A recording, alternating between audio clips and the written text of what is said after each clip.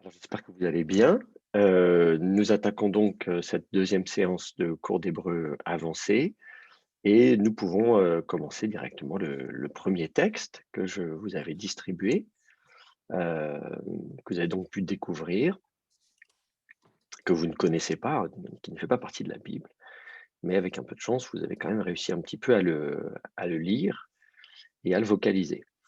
Alors quelques petits mots de précision sur des conventions. Je vais afficher le début du. Je vais faire un copier-coller des premiers mots à l'écran, en espérant que le copier-coller fonctionne bien. Très bien. Voilà, je vais écrire un peu plus gros peut-être. Alors, ce texte, comme vous l'avez vu là, comporte des crochets et des petits points et des petits cercles. Alors, en fait, c'est parce qu'il s'agit d'un manuscrit et que le manuscrit n'est pas complet. Lorsque les manuscrits sont endommagés, on signale en fait le texte qui est éventuellement manquant ou les lettres qui sont endommagées. Et concrètement, tout ce qui est entre crochets, en fait, a disparu. Le manuscrit a été endommagé ou déchiré ou effacé, etc. Donc, ça veut dire qu'en fait, les mots, par exemple, ici, le premier mot est entre crochets, ça veut dire qu'en fait, il n'est pas sur le manuscrit. De la même manière, ces lettres-là, ensuite, sont entre crochets, elles ne sont pas sur le manuscrit. Celles-ci également. Alors, quand elles ne sont pas entre crochets, vous me dites, bah, on aurait pu mettre des points de suspension. Effectivement, la solution la plus commode dans ces cas-là, c'est de mettre des points de suspension, parce qu'on ne sait pas ce qu'il y avait.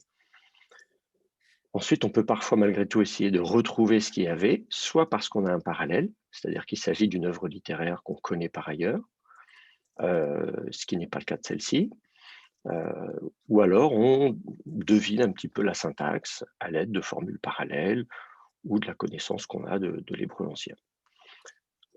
C'est un petit peu plus spéculatif. Là, on vous propose donc cette restitution-là.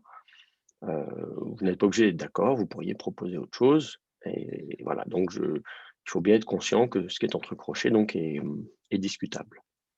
De la même manière, vous avez des lettres qui sont surmontées d'un point. Ce point, c'est un petit point rond au milieu. Ça n'est pas un signe de cantillation massorétique. Ça n'est pas une ponctuation du texte apposée par les massorètes. Ça y ressemble, mais ça n'est pas ça. C'est un petit point au-dessus qui vous dit attention, il y a une petite difficulté de lecture sur cette lettre. Là, par exemple, c'est un shin, mais le shin est un petit peu endommagé ou un petit peu mal écrit, ou en tout cas, il y a des problèmes qui font que l'éditeur n'est pas tout à fait sûr que c'est un shin. Il est relativement sûr, il met un petit point pour nous avertir que, écoutez, finalement, voilà, il y a une petite difficulté là-dessus. Il est plus ou moins confiant, mais il nous partage honnêtement le fait qu'il y a une petite difficulté. Et puis certaines lettres sont carrément surmontées d'un cercle. Et là, ça indique un niveau de difficulté supplémentaire. C'est-à-dire que l'éditeur dit là, j'ai vraiment du mal à déchiffrer cette lettre. Et il est tout à fait possible que ce soit autre chose et que je me sois trompé, parce que la lettre est vraiment en mauvais état. Donc le petit cercle vous donne une indication d'une difficulté supplémentaire de lecture. Voilà. La lecture est possible, mais elle reste très incertaine. Alors qu'avec juste un point, la lecture est probable. Elle est un petit peu incertaine, mais relativement probable. Voilà un petit peu pour les indications que je peux vous donner donc, par rapport à ce texte au niveau de son édition. Ensuite, la numérotation que vous avez est une numérotation en ligne et non en versets. C'est-à-dire que là, on met un 1 au début, ça n'est pas le verset 1, c'est la ligne numéro 1. C'est important à retenir parce qu'effectivement, quand on pense à des versets dans la Bible, on pense à des phrases. Et donc une phrase, elle commence, voilà, un verset inaugure une nouvelle phrase, et puis ensuite elle se termine, et puis ensuite il y a le verset qui suit. Là, vous avez un texte qui est disposé en colonne, en ligne, Et donc, effectivement, vous pouvez avoir le début d'une colonne ou le début d'une ligne qui, en fait, poursuit la phrase qui précède. Vous voyez ce que je veux dire? Bon.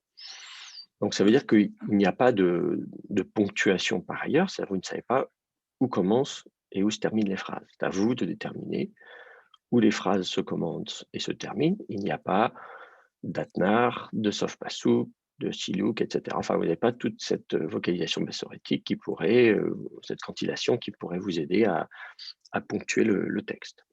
Monsieur, Oui. j'aurais une question. Oui. Là, par rapport au crochet, la lettre surmontée d'un point noir ou d'un cercle, ce sont des marqueurs, mais c'est pareil chez tous les éditeurs, ils ont le même codage, ou c'est particulièrement à un certain éditeur et un autre éditeur, il aurait un autre codage pour montrer ça?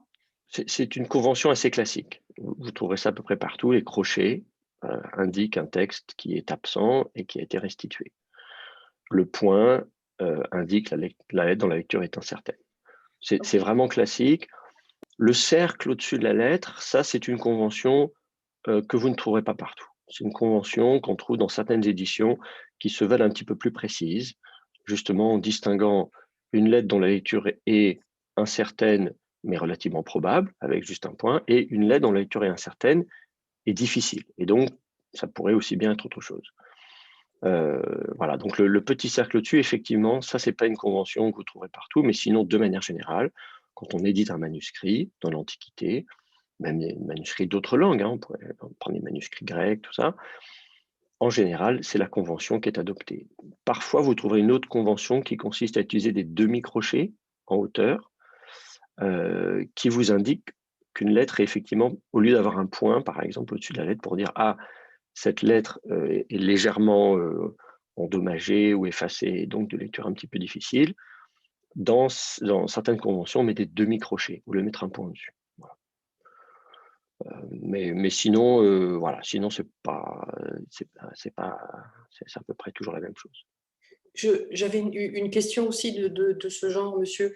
Est-ce que tous les éditeurs, par exemple, de ce texte, est-ce qu'un autre éditeur que vous, par exemple, pourrait se dire non, moi je suis à peu près, enfin, je ne vais pas dire que le Chine, j'arrive vraiment à l'identifier. Tout à fait. Oui. Oui, d'une édition à l'autre, effectivement, d'une édition à l'autre, chaque éditeur va dire son sentiment, c'est-à-dire sa lecture à lui.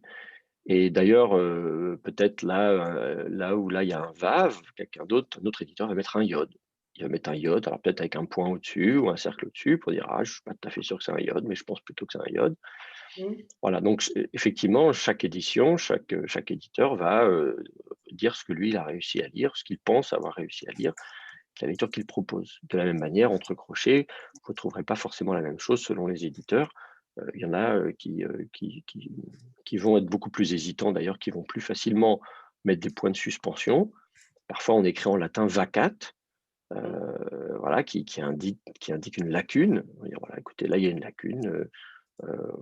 Alors, ce qui n'est pas tout à fait la même chose, parce que la lacune, elle peut être volontaire. Le vacat, ça peut être de dire le scribe a volontairement laissé un espace blanc. Et à ce moment-là, c'est un blanc voulu par le scribe qui a copié ce manuscrit, peut-être justement parce qu'il voulait, c'était sa façon à lui de séparer des phrases. Vous voyez ce que je veux dire, donc, ou même de dire je vais à la ligne, je laisse la fin de la ligne vide, un peu comme nous on fait quand on dit nouveau paragraphe, donc je vais à la ligne, donc je laisse une ligne vierge. Donc le mot vacat peut aussi être utilisé pour indiquer un blanc volontaire. Et c'est même plutôt le cas, en tout cas, dans les manuscrits que vous aurez l'occasion de rencontrer. Vacat doit plutôt être compris comme étant un blanc intentionnel laissé par l'auteur, plutôt qu'une lacune dans le manuscrit, ou qui sera du coup plutôt illustrée en principe, comme je disais, par des crochets. Voilà. D'autres questions? Non. Bon, alors écoutez, je vous propose de commencer la lecture. Qui veut nous lire les premiers mots? On peut le faire à tour de rôle. Oui, vas-y, Nancy. Alors, Vaikra, Al-Moshi, Très bien, très bien. Elohim, Très bien. Écoute, c'est déjà pas mal. Est-ce que tu peux vocaliser, appliquer la vocalisation massorétique? Sur le premier mot, Vaikra, Vav, Patar, Yod. Attendez. Ah, ok, Attends, pardon. je sais pas pourquoi mon... Voilà. Alors, ensuite, Patar. Ouais, Yod, un Hirek. Rirek, oui. Kof avec un cheval. Un Resh avec un Kametz. Très bien. Le Aleph, ben, il n'y a rien. C'est la mère de lecture. Très bien. Alors, c'est pas tout à fait une mère de lecture. Il fait partie de la racine. La racine, c'est Ouais. Kara. Kof, Resh, Aleph. Mais effectivement, il est devenu quiescent. Donc, il est devenu en un sens mère de lecture, si on veut. Mais c'est surtout qu'il n'est plus prononcé. En principe, si vous voulez mettre une mère de lecture en fin de mot, pour un son A, on ne mettrait pas un Aleph. On mettrait quoi? On mettrait un He. Très bien, très bien. Donc, il faut essayer de distinguer, tant que faire se peut, les cas où effectivement cette lettre, le Aleph, est devenu quiescent, c'est-à-dire qu'il n'est plus prononcé, et les cas où il peut être utilisé comme mère de lecture. À vrai dire, le Aleph, quand est-ce qu'il est utilisé comme mère de lecture? Pratiquement jamais. Ça peut arriver, mais en général, on utiliserait plutôt le He. Le Aleph va être utilisé comme mère de lecture à des stades très tardifs de l'hébreu. Par exemple, en hébreu moderne, aujourd'hui, notamment pour des mots d'emprunt. Pour noter un son A dans un mot étranger, donc en hébreu, vous dites on va emprunter un mot français ou anglais ou je ne sais pas quoi, qui comporte des voyelles A. Vous allez donc translittérer ce mot d'une certaine manière. Et là, donc, vous allez utiliser la lettre Aleph comme mère de lecture pour le son A, y compris à l'intérieur d'un mot.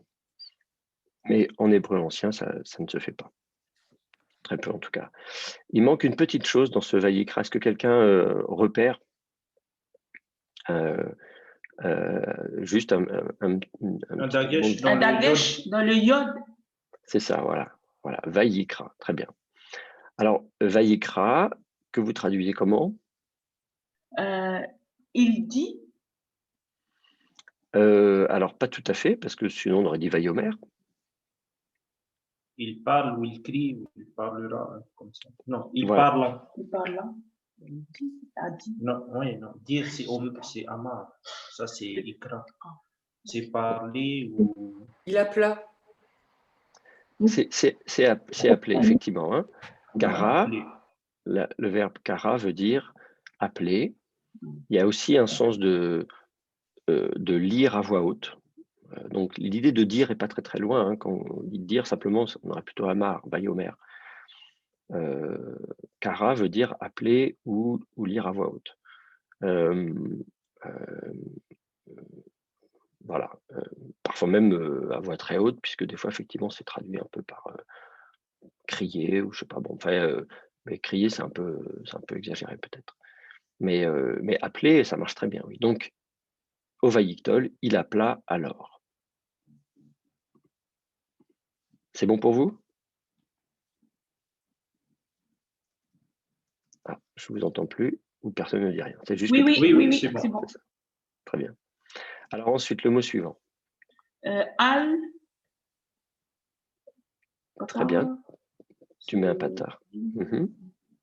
Et Moshe, il y a un Rolam sur le. C'est un Rolam plein avec le Vav.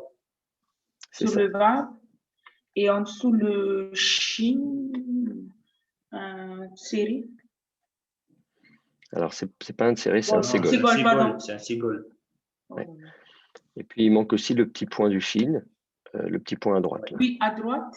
Voilà. Donc, Moshe.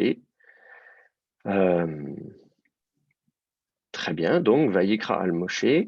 Il appela alors sur Moïse. Sur Moïse. Alors bon, à Moïse. en français, on dirait tout simplement il appela Moïse, quelque chose comme ça. Vous voyez, sur, al, c'est effectivement une préposition qui veut dire sur, au-dessus, mais on peut l'utiliser aussi dans différents contextes, y compris là pour l'interlocuteur. C'est un petit peu surprenant qu'on ait le al ici avec un ayin parce qu'on aurait préféré peut-être un alef Vous pour avez dire dit el, avoir un L, ouais. el Moshe, vous voyez. Mais Mm. alors, est-ce qu'on a d'autres occurrences? Je vais regarder. Alors, attendez, je vais aller chercher.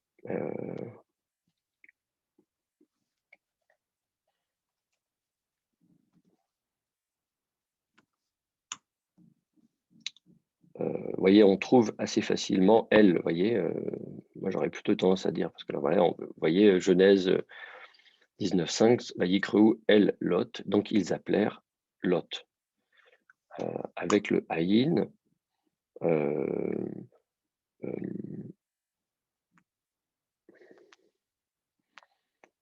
bon, ça se trouve, vous voyez, non, là, vous voyez, dans cette syntaxe-là, il appela contre toi vers le Seigneur. Donc, en fait, on appelle bien, et c'est bien elle qui introduit l'objet direct, et al. Alors, voyons voir.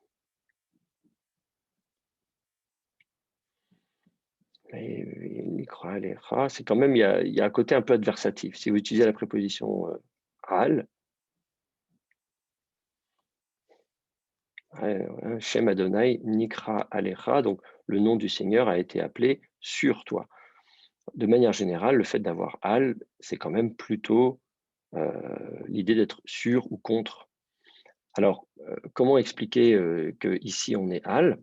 Écoutez, il y a deux possibilités. Soit vous dites, en fait, c'est pas le verbe vayikra entre crochets, parce que de fait, on ne sait pas ce qu'il y avait entre crochets, donc il faut peut-être imaginer un autre verbe qui justifierait la présence de la préposition al. Ou bien, alors on peut expliquer, on peut aussi imaginer qu'il appelle sur ou contre Moïse, en disant il y a un côté un peu adversatif, un peu il n'est pas content, quoi, il va un peu lui crier dessus. Ou bien un phénomène qu'on observe assez fréquemment, c'est un affaiblissement du haïn dans la prononciation. Je vous en ai parlé justement dans la première séance, où le haïn n'est plus prononcé de façon très dure, il est prononcé comme un aleph. Et du coup, on ne sait plus faire la différence entre al et el. Les deux se prononcent pareil. Alors vous allez me dire, bah non, parce que la voyelle n'est pas la même. Al, on met un apatar, el, on met un ségol. Là encore, ça c'est la vocalisation massorétique tardive. On ne sait pas comment c'était vocalisé à l'époque. Par ailleurs, en araméen, l'araméen qui est donc une langue très proche de l'hébreu, eh bien justement, le al est utilisé couramment pour là où en hébreu on aurait el. Là où vous auriez la préposition el en hébreu, vous avez la préposition al en araméen. Et ça, c'est vraiment très, très, très fréquent, très bien documenté. Or, à l'époque où ce manuscrit est copié, eh bien, en fait, les locuteurs parlent mieux l'araméen que l'hébreu. Et donc, il est possible que le scribe, qui maîtrisait mieux l'araméen que l'hébreu, ait été un petit peu influencé par sa connaissance de l'araméen, et que même si peut-être il aurait dû écrire elle, finalement il a écrit al sans trop se poser de questions, parce qu'en araméen c'est ce qu'on utilise de façon classique, et par ailleurs peut-être le haï n'est pas prononcé de façon dure, il est affaibli, il se prononce comme un aleph, donc il ne fait pas la différence. Donc c'est peut-être juste tout simplement ça l'explication.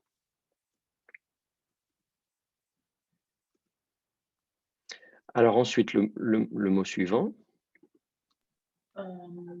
Elohim, alors il y a un Khatef Segol sous le Aleph. Oui. La med, il n'y a rien. Après, au-dessus du Vav, il y a un Rolam. Et Hirek en dessous le Hi. Très bien. Donc, Elohim, très bien. Et donc là, on suppose que c'est donc le sujet du verbe. Voilà. Vayikra al Moshe Elohim. Elohim parla alors contre Moïse ou à Moïse, selon comment on traduit le hal. Très bien jusque-là. Alors, on continue. Comment, qui veut lire les... Alors, pardon?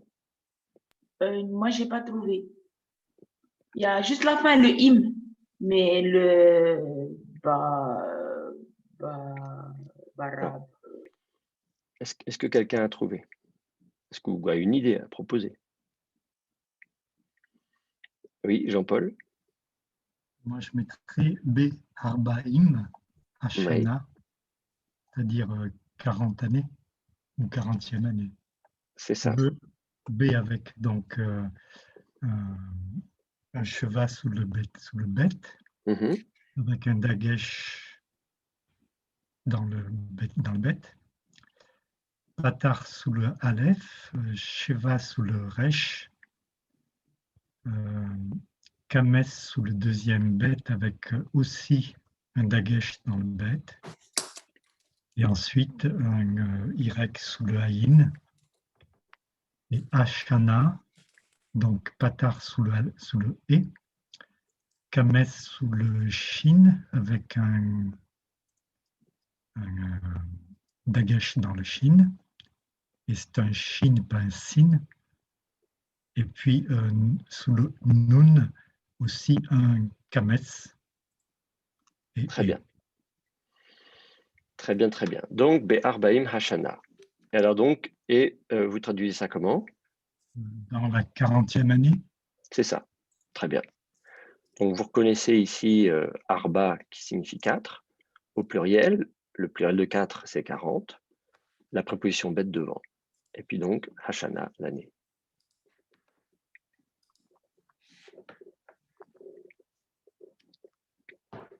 Des questions par rapport à ça? Non, ça va pour vous? Ensuite, peut-être je vais recopier la suite du texte.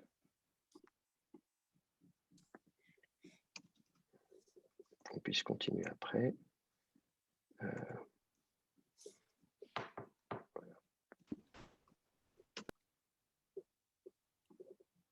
faut que j'écrive plus long.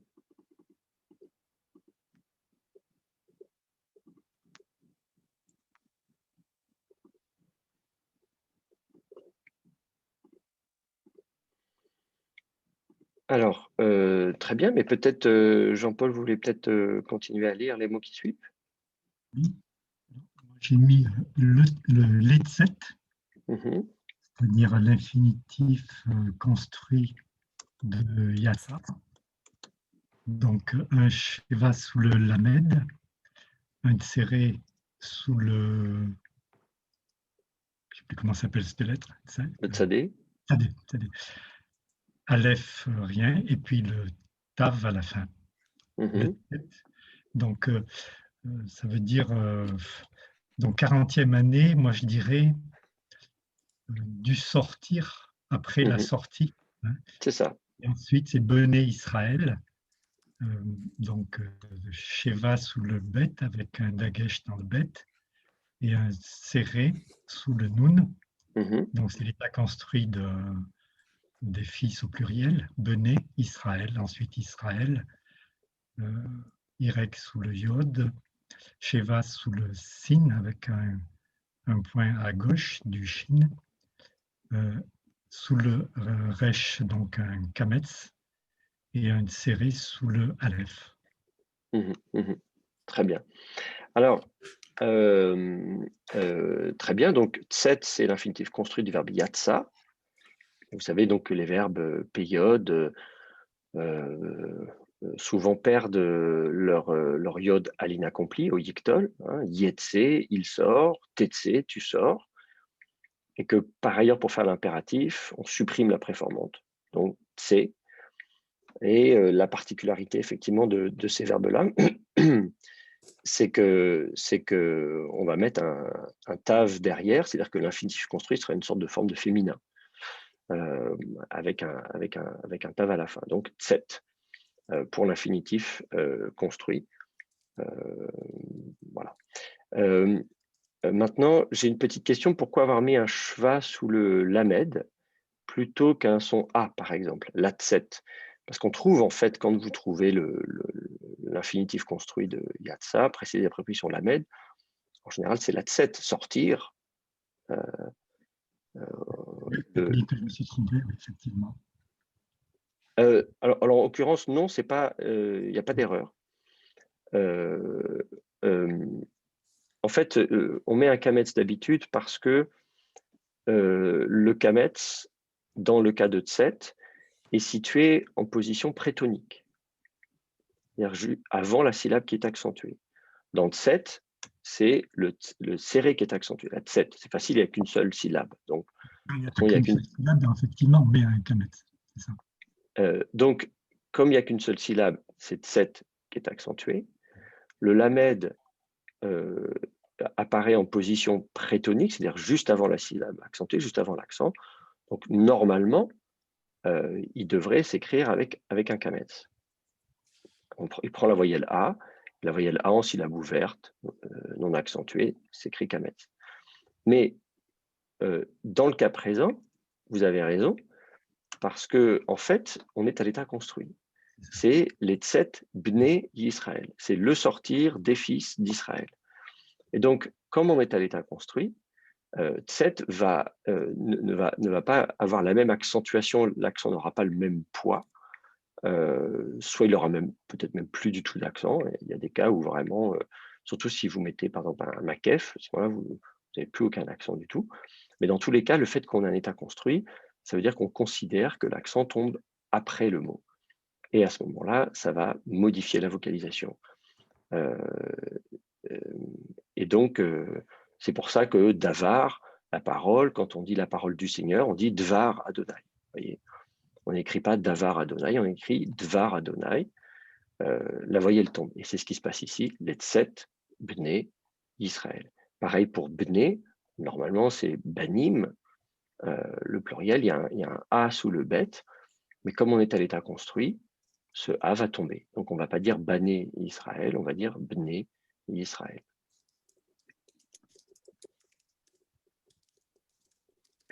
Voilà pour les petits détails.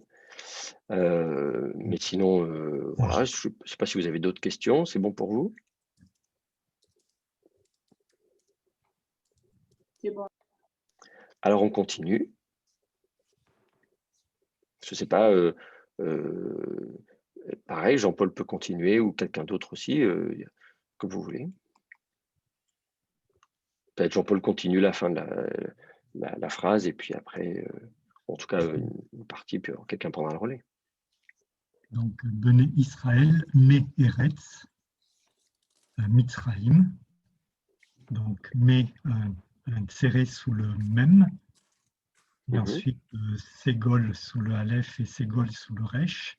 Donc, du pays, Mitzraïm d'Égypte. Donc, un Y sous le même, un Sheva sous le Tzadé, un Patar sous le Resh et un Y sous le Yod, Mitzraïm. Très bien, très bien, très bien. Les massorètes, évidemment, mettraient des accents. Hein. Chaque mot, chaque syllabe est accentuée, y compris lorsque c'est la syllabe finale, ce qui est le cas le plus classique. Pour nous, par convention, en général, on ne met pas les accents sur les mots si c'est la dernière syllabe qui est accentuée, parce que c'est par défaut, mais on indique l'accent s'il ne porte pas sur la dernière syllabe. Donc là se pose la question, dans ces mots-là, est-ce que l'un ou l'autre de ces mots serait accentué sur une autre syllabe que la dernière?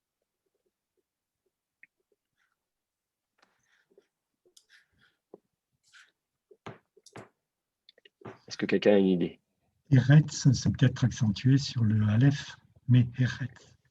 Tout à fait, absolument. Eretz est accentué sur la première syllabe, Eretz. C'est la règle pour les ségolés. C'est assez facile à voir puisque justement on a deux ségoles. C'est la règle des ségolés. Alors, les ségolés, à l'origine, en fait, la prononciation, et d'ailleurs on ne sait pas comment c'était prononcé à l'époque de ce manuscrit. Le manuscrit date du tournant de notre ère, mais nous on le vocalise effectivement comme si c'était comme quand les Massorètes le feraient. Mais juste pour vous montrer, c'est donc un schème 4, ce qu'on appelle les schèmes ségolés, c'est-à-dire si je reprends donc Kof Tet Lamed, donc le moule vocalique qu'on utilise pour les paradigmes, eh bien en fait, c'est-à-dire c'est un mot qui n'a qu'une seule voyelle, et cette voyelle, elle est entre la première et la deuxième consonne de la racine. Voyez, on appelle ça un schème 4. Si j'applique le schème 4 à la racine, en l'occurrence de Eret, c'est-à-dire Aleph, Resh et Tsadé, ça vous voyez, je prends ces trois consonnes, j'applique ce moule, ce schème, je mets juste le A ici, ça me fait Arts. Et donc, ça veut dire que, primitivement, en fait, le mot terre devait s'écrire Arts. Et alors, simplement en hébreu, c'est un phénomène qui est présent en hébreu, mais dans d'autres langues sémitiques aussi d'ailleurs, eh bien, en fait, de terminer par deux consonnes, ça pose problème. On n'aime pas terminer par deux consonnes. Et dans ces cas-là, eh bien, on vient insérer entre la deuxième et la troisième consonne une voyelle qui est une voyelle d'appui, une voyelle qui permet simplement comme ça de faire la transition entre les deux. On appelle ça une anaptyxe. Alors ça vous donne donc, et là, en principe, ça va être un son assez neutre. Alors là, effectivement, ça va être un ségol, arets. Donc, au lieu de dire arts, on va dire arets. Avec ce petit « et » comme ça entre les deux, mais qui ne prend pas l'accent, bien sûr. C'est-à-dire que la syllabe qui est accentuée, la voyelle qui est accentuée, c'est la seule voyelle, la seule vraie voyelle, c'est le A. Vous voyez, le A, Shem 4, arts, c'est la seule vraie voyelle. Quand j'écris arts ici, il n'y a aucun doute quant au fait que c'est bien cette voyelle qui est accentuée. Je peux mettre l'accent ici pour vous montrer. Et donc, même si derrière, je viens mettre un ségol, entre le resh et le tsadé, ce ségol, je peux essayer de le mettre entre parenthèses pour vous dire finalement, ça n'est pas une vraie voyelle. C'est une voyelle anaptictique. Si vous ne connaissez pas le nom, ça s'écrit anaptyx. Ça s'appelle une anaptyx, donc une voyelle anaptictique. Et puis du coup, cette forme-là, arrête, vous allez la trouver, notamment quand vous êtes en forme posale, ou bien si vous avez l'article défini devant, haaretz. Vous voyez, vous avez le terme aretz. Mais la plupart du temps, vous allez avoir une contamination, c'est-à-dire que ce fameux ségol, qui n'est qu'une anaptyxe, qui n'est pas une vraie voyelle, qui vient colorer un petit peu la prononciation entre le resh et le tsadé, va contaminer la voyelle qui précède. Et du coup, vous allez vous retrouver à avoir deux ségols. Vous allez avoir Eretz. Et ça, c'est la forme que vous allez rencontrer.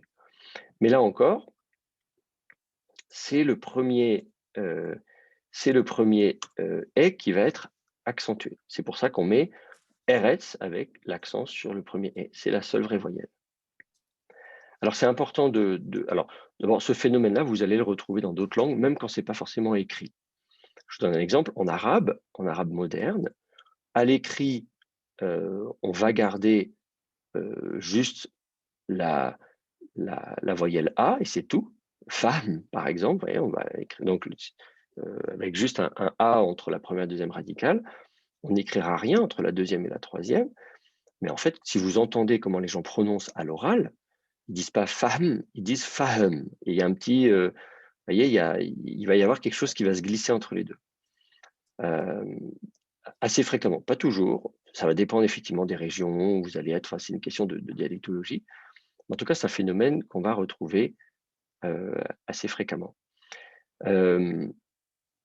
La forme primitive arts, vous allez la retrouver, même en hébreu, lorsque le resh et le tsadé ne seront pas en fin de mot. Par exemple, si je mets le pronom suffixe, si je dis mater, eh bien, je vais dire artsi.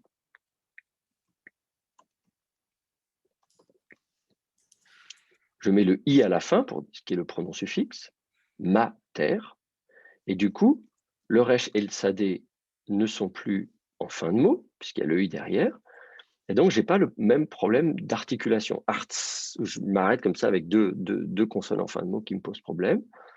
J'ai le i derrière, et d'ailleurs, ça me permet même de rattacher le r au a qui précède, ar, et le tsadé au i qui suit. Et la décomposition syllabe, ça fait ar, tsi. Voyez, ça vous fait 2 syllabes. D'un seul coup, vous avez 2 syllabes. Le i me permet de faire 2 syllabes. Et donc, du coup, je n'ai pas à enchaîner le R et le tsadé comme si ils étaient tous les deux en fin de mot. Et c'est pour ça qu'en hébreu, même en hébreu, quand vous avez, quand on dit mater, eh bien, justement, vous allez l'écrire arti, tout simplement. Et donc, bon, là, j'ai pris l'exemple de Eretz, mais c'est la même chose avec Meler, le roi, par exemple. Meler, vous allez écrire avec 2 ségoles. Le premier sera accentué. Si vous dites mon roi, vous dites Malki, tout simplement. Vous retrouvez la forme primitive Malk, mais qu'en hébreu, on n'utilise pas. À l'état absolu, on ne dira pas Malk, on dira Meler. Voilà, donc ça, c'est un petit rappel pour ce qu'on appelle les ségolés.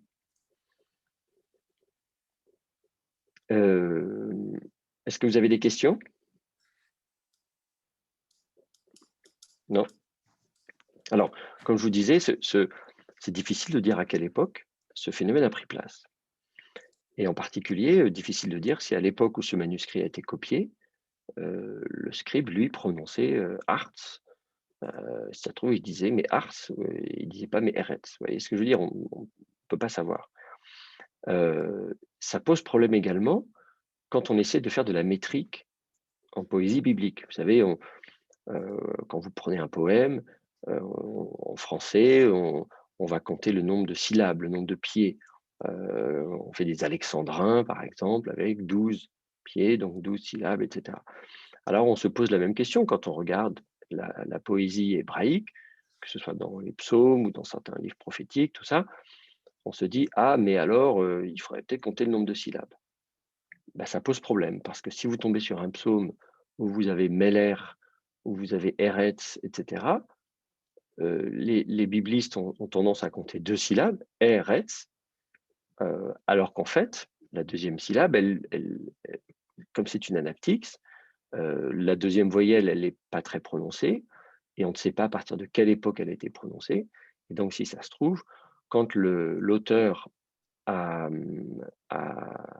composé ce psaume ou ce poème, lui, il prononçait Arts et il n'y avait qu'une seule syllabe, vous voyez. Donc, c'est très, très compliqué. Toutes les questions de métrique en hébreu ancien sont compliquées puisqu'elles elles dépendent évidemment de la façon dont on va compter le nombre de voyelles ou la longueur des voyelles d'ailleurs, c'est-à-dire est-ce qu'à l'époque il y avait des voyelles de différentes longueurs? Est-ce que ça s'exprime d'une certaine manière? Vous voyez, tout ça, c'est des questions qui sont compliquées. Alors, on peut essayer d'y répondre par la linguistique historique, donc ce qu'on est en train de faire nous, c'est-à-dire de discuter à quelle époque tel phénomène a pu prendre place, la chute de la voyelle, quelle était la voyelle primitive, etc., comparée avec d'autres langues sémitiques. Donc, on peut essayer de faire ce genre de travail, mais bien sûr, ça reste quand même relativement hypothétique, donc il faut être prudent. Voilà pour Eretz. Pour Mitzraïm maintenant, quelle est la syllabe qui est accentuée dans Mitzraïm? Je vois 3 voyelles, le chirek, le patar et le chirek. À votre avis, quelle est la voyelle qui est accentuée?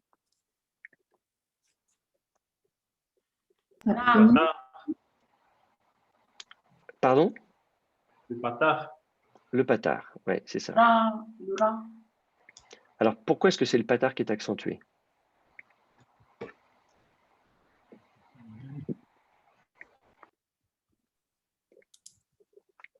Parce que il fait partie de la racine. Le mi, c'est juste une préposition qui est venue se mettre s'approcher à la racine. Enfin, je sais pas, monsieur. Vous dites que quoi, le même, c'est ça quoi? Le même au début? Non, non, je me suis trompé, monsieur. Je pensais que c'était la préposition mi. En fait, non, ça n'a rien à voir. Excusez-moi. Alors, vous n'avez pas d'idée? Les duels sont toujours accentués sur la. C'est sur le ça. patin. C'est un duel, d'accord? Vous n'avez pas un pluriel simple, mitzrim, vous avez un duel mitzraïm. Et donc, effectivement, c'est la caractéristique du duel, c'est qu'en fait, l'accent reste sur le A. Probablement parce qu'en fait, le chirek, là encore, n'est pas une vraie voyelle, parce qu'en fait, normalement, c'est mitzraïm, et le yod devrait être consonne, c'est-à-dire que vous devriez avoir une finale haïm, et donc le yod devrait être une consonne. Simplement, là encore, avoir deux consonnes qui se suivent, eh bien, on n'aime pas ça. Donc, deux consonnes qui se suivent en fin de mot, on n'aime pas ça.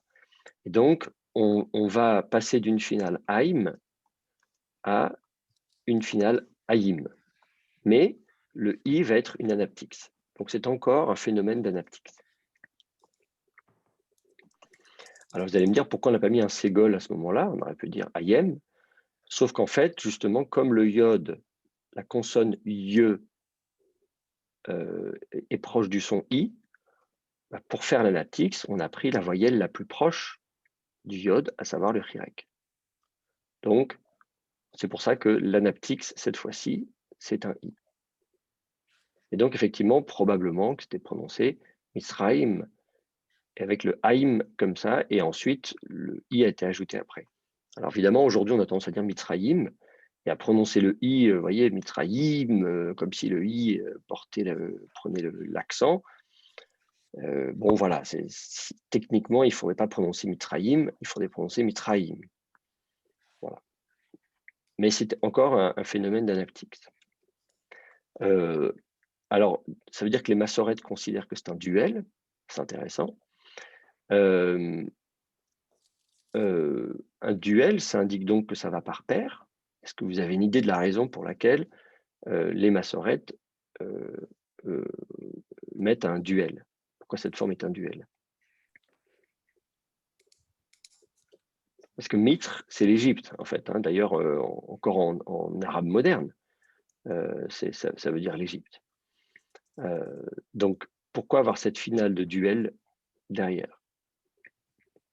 Là, je fais appel à peut-être votre culture, l'histoire du Proche-Orient ancien. C'est la réunion des deux Égyptes, l'Égypte du Nord. C'est ça, voilà. Vous avez la Haute et la Basse Égypte. Et donc, toutes premières, le début des dynasties pharaoniques, c'est justement la réunification de la Haute et de la Basse Égypte. Et donc, peut-être il y a deux Égyptes. Voilà. Et du coup, c'est pour ça qu'on dit Misraïm. En tout cas, c'est l'interprétation traditionnelle.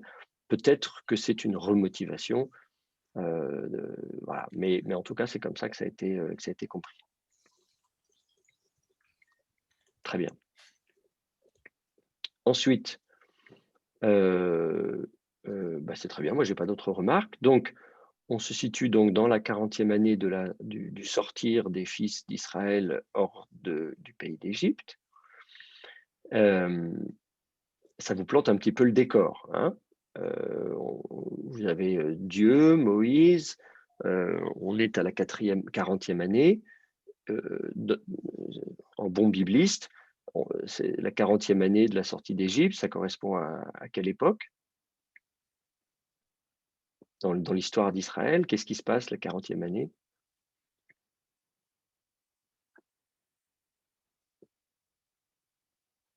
Personne n'a d'idée? C'est la 40e année après qu'ils aient marché, alors? C'est le moment où il passe le relais à Josué. Oui, c'est ça, voilà. C'est la fin de l'Exode, hein, concrètement, et les 40 ans dans le désert. Donc, quand ils sortent de l'Égypte, vous savez, donc ils envoient les espions, parce que bon, le désert du Sinaï, il faut que quelques semaines, hein, pour le traverser, hein. Donc, ils arrivent très vite aux portes de la terre promise. Ils envoient les 12 espions dans le livre des Nombres, chapitre 13. Les explorateurs disent, on va jamais y arriver, on va se faire massacrer. Et du coup, finalement, Dieu dit, bon, écoutez, vous voulez rester dans le désert, très bien, vous allez rester dans le désert. Et du coup, ils tournent en rond pendant 40 ans, et ça n'est que 40 ans plus tard que finalement, ils vont pour de bon entrer en terre promise, avec bien sûr une nouvelle génération qui est née dans le désert et qui va être conduite par Josué, puisque Moïse va mourir juste avant de traverser le Jourdain.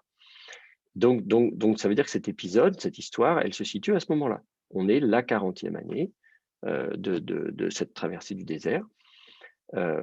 Et donc, on ne sait pas encore ce qui va se passer, mais on peut déjà avoir une idée du contexte. Il reste encore 2 mots à la fin de la ligne 1 et avant de passer à la ligne 2. Continue les 2 mots. Oui, je veux bien. Alors, moi, j'ai mis Barodesh, acheter. Alors, Barodesh, Kames sous le bête, avec un Dagesh dans le bête. Le O, c'est donc un Olam. Et puis, sous le Dalet, un Ségol, pardon. Et puis, donc, un Shin. Alors, Barodesh, un Ségol ou un serré?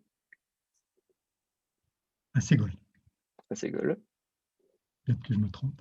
Ça veut dire dans le mois, hein, c'est le mois, Rodesh. Alors ensuite, là, je suis moins sûr, enfin, je ne suis pas sûr du tout.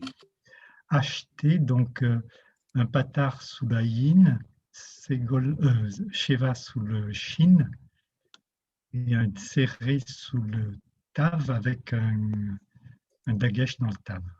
Acheter, et je pense que ça veut dire 11. Ah, D'après ce que j'ai trouvé. oui, mais dans le 11e mois. Alors, il suffit de regarder dans une concordance.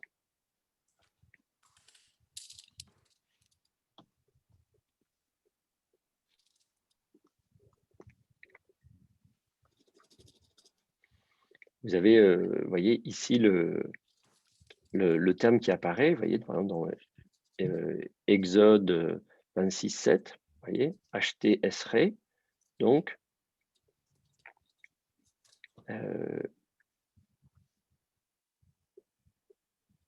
encore pareil ici, 11, acheter Esrei, Beyom, acheter Assar, etc., etc. Donc, voilà. Et vous retrouvez d'ailleurs ici, par exemple, dans Deutéronome 23, vous avez B Arbaim Shana, B acheté Assar, Chodesh, voyez, donc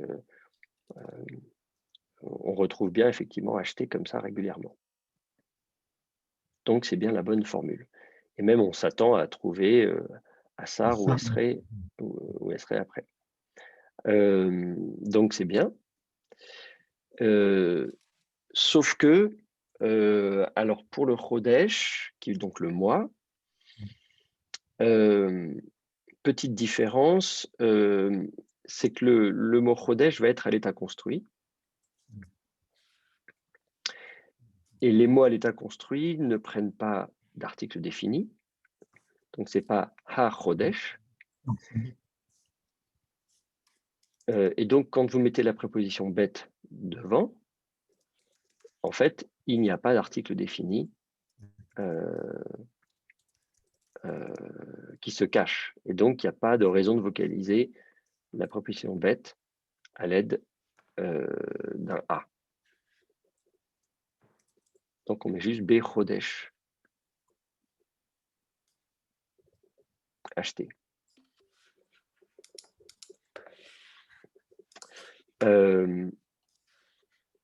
Au niveau de l'accentuation, quelle est la syllabe qui est accentuée sur ces mots-là? Est-ce que l'un ou l'autre de ces mots devrait avoir la syllabe autre que la syllabe finale qui serait accentuée?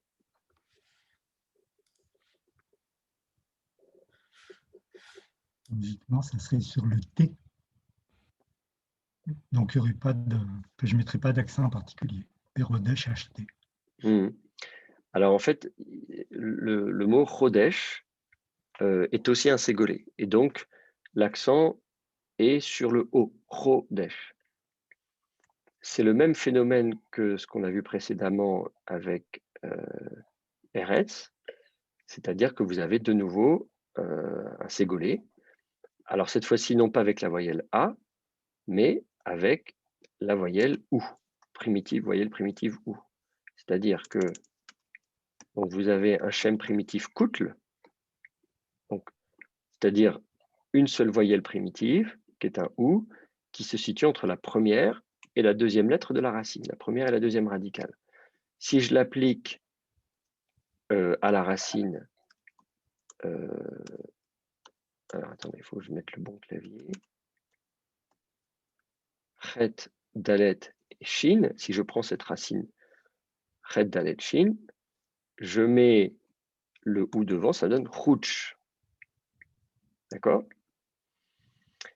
En l'occurrence, je vais avoir le même phénomène, c'est-à-dire que deux consonnes qui terminent le mot, ça ne va pas. Je vais mettre une voyelle anaptictique, donc on va mettre Hu Desh, pareil, on va mettre le petit ségol là, qui ne prend pas l'accent, ça veut dire que l'accent va rester ici.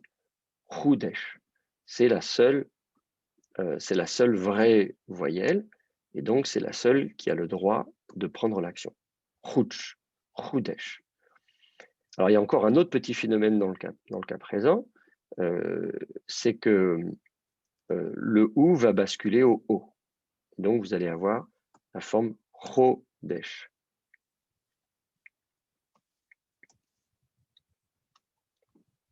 Vous allez avoir la forme Chodesh, où le O va garder l'accent.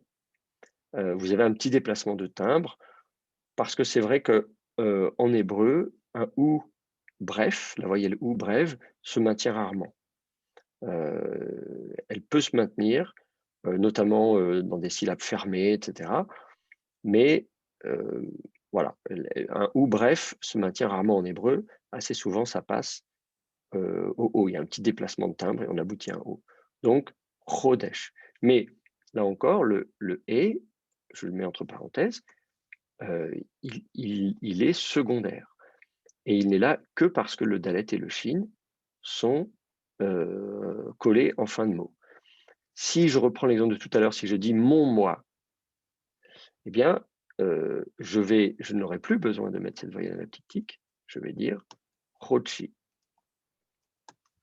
Mon moi, Chochi.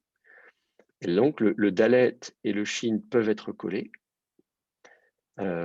parce qu'ils ne sont plus en fin de mot. Donc, je vais avoir deux syllabes, Chod d'un côté, Chi de l'autre. Donc là, je n'ai plus le problème, je n'ai plus besoin de voyelle anaptictique. Donc, si vous vous souvenez que Eretz, Chodesh, etc., ce sont des ségolés, eh bien, ça vous permet de comprendre justement les phénomènes qu'on observe ici. Et, avec justement, quand vous mettez un suffixe, un pronom suffixe, première personne du singulier, et puis peut-être à un moment donné, on tombera sur un pluriel et on reviendra dessus pour, je vous expliquerai comment on peut expliquer comme ça la forme du pluriel, mais ça vous aide effectivement à comprendre cette vocalisation. Très bien. Bon, je n'ai pas d'autres remarques. Est-ce que vous avez des questions? Non? Bon, alors, du coup, on attaque la ligne 2. Je vais la mettre sur l'écran suivant. Et je vais aller faire un petit copier-coller.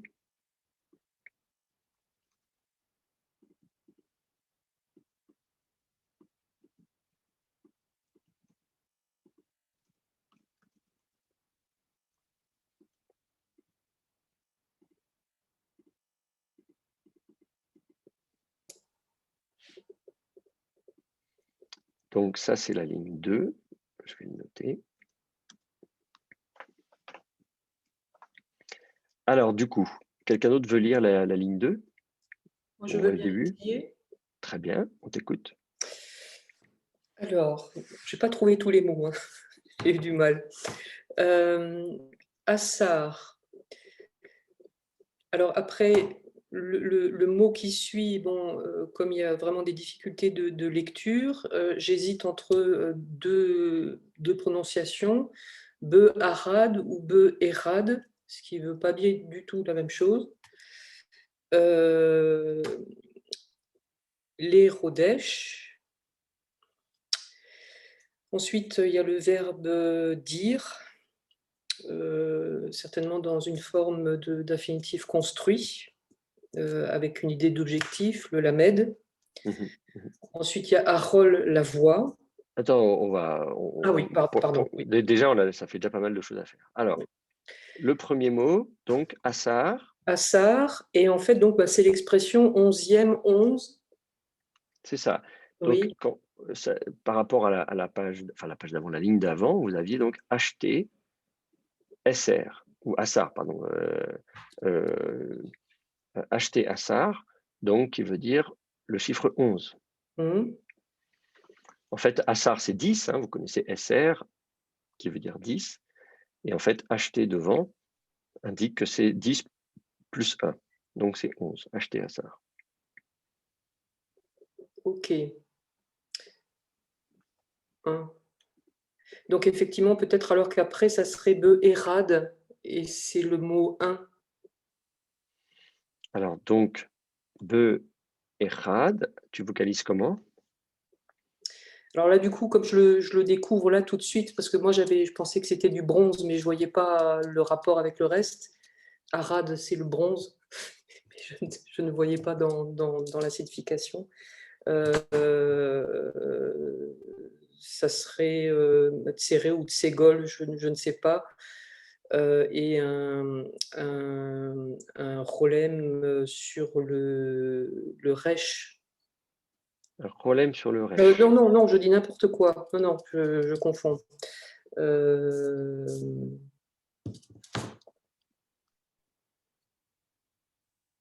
J'avoue que là, c'est vraiment la vocalisation pour moi, c'est une grosse difficulté. Donc, j'apprends sur le tas. Donc, faut m'aider. Oui, bien sûr. Non, mais on débute. Je vais pas dire des choses au hasard.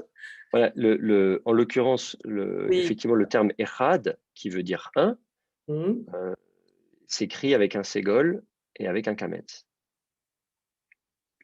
Ok. Donc, de Echad. Voilà, donc c'est comme ça qu'il s'écrit. Voilà, Echad, tout simplement. Alors, il faut le connaître, hein, le numéral 1, mais ça, je pense que tu avais compris hein, que c'était le 1. C'est juste la vocalisation, effectivement. C'est un degré supplémentaire d'apprentissage de l'hébreu, de pouvoir soi-même vocaliser les textes, et ça va vous donner l'occasion de progresser et de renforcer vos connaissances. Donc, Be'echad, donc dans 1. Dans 1, et ensuite dans un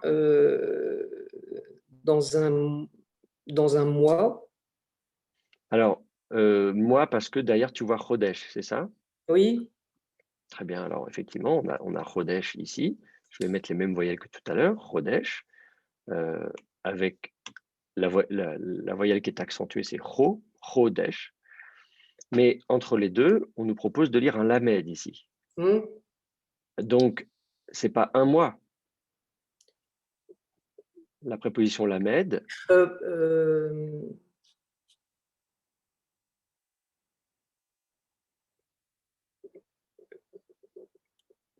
Pour, pendant. Ben oui, donc c'est un pour moi. Il y a un pour un mois ou un pour le mois.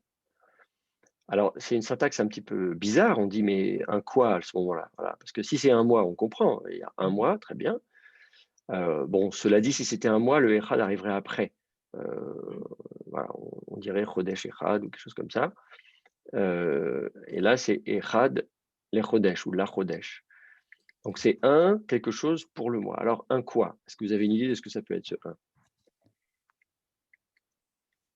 On parle de quoi?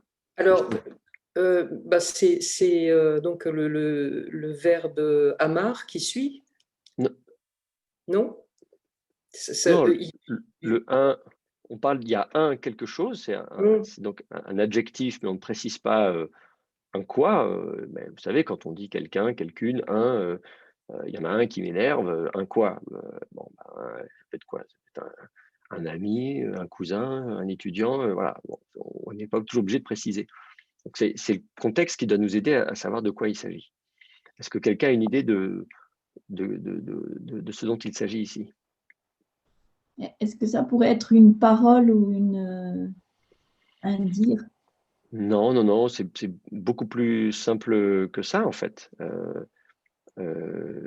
En fait, euh, euh, il, il, euh, il, Il cherche une euh, personne. Il cherche une personne. en fait, Moi, on je est en train de... le premier jour du mois, peut-être. Oui, c'est ça. En fait, c'est le jour. C'est un quoi? C'est un jour, en fait. Alors, on ne vous dit pas yom. On pourrait dire beyom, echad, les chodesh. On n'a pas précisé yom.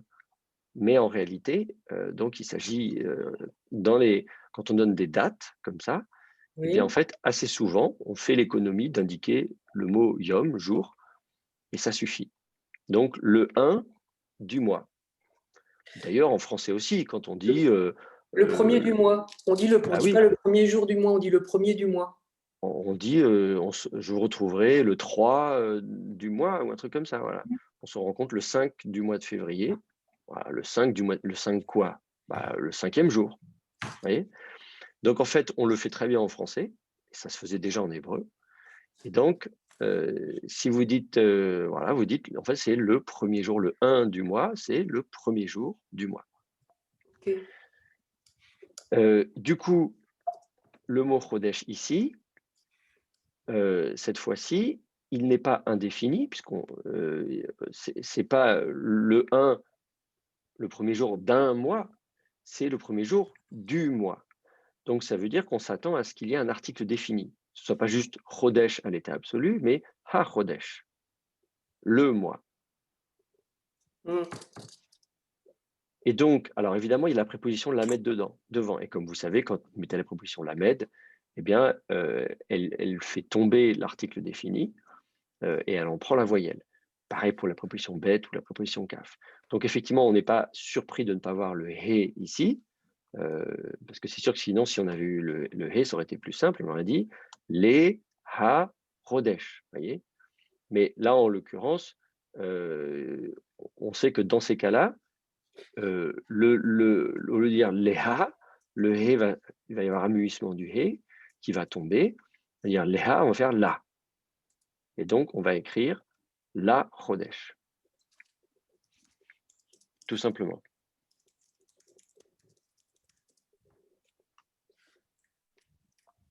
Et vous voyez, vous avez la même expression ici dans Deutéronome chapitre 1, verset 3.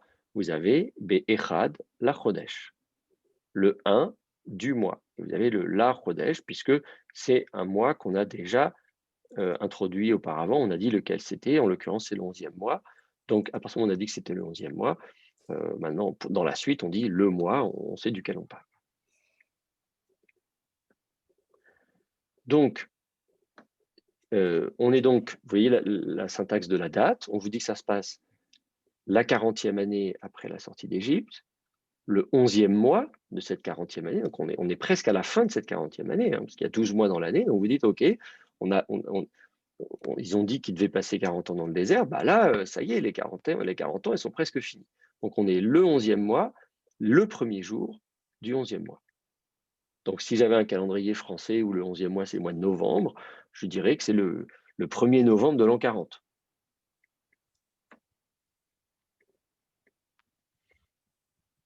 Et alors, voilà, et ensuite, et le mot suivant. Donc pour moi, c'est le verbe amar, dire, avec la préposition lamed en tant qu'objectif. Alors après, pour la vocalisation, j'aurais tendance à dire les à mort. Oui, alors effectivement, on pourrait, c'est effectivement la vocalisation à laquelle on penserait assez naturellement. Sauf que, alors attends, peut-être je vais, juste pour gagner un peu de place, peut-être ce que je vais faire, c'est que je vais mettre ça un peu plus bas. Comme ça, j'aurai un peu de place entre les deux lignes pour mettre des petits commentaires. Ici, on a donc un infinitif construit. Alors, si vous prenez l'infinitif construit, normalement, si vous avez un verbe normal, vous prenez la racine, ça vous donne au yiktol, yiktol justement, c'est pour ça qu'on l'utilise comme exemple. Et quand vous voulez mettre l'infinitif construit, vous enlevez la préformante. Ça vous donne ktol. Sauf que si effectivement vous voulez mettre la préposition lamed, vous allez mettre liktol. Donc, liktol pour tuer. Quelque chose comme ça. Vous voyez, ça c'est l'infinitif construit. Du coup, si on dit on va faire pareil avec la racine amar,